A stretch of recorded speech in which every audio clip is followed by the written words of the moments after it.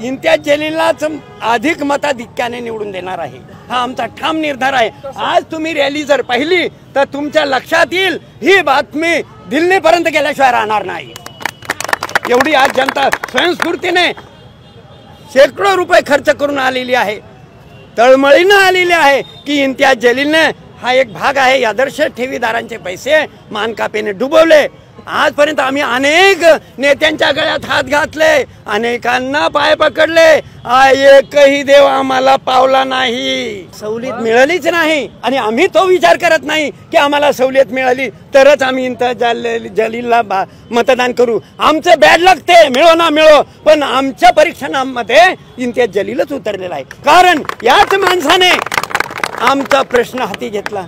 खासदार, आमदार, जिल्हा परिषद सदस्य यांना सगळ्यांना आम्ही पाया पडलो की बाबा आमचा प्रश्न घ्या।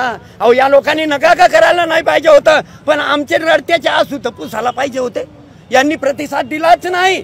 शेवटी आमचा हाच देव आम्हाला पावला, अनेक देवाला नारळ फोडली। प्रशासनाने साथ दिली असती तर आम्ही इथपर्यंत कशाला आलो असतो।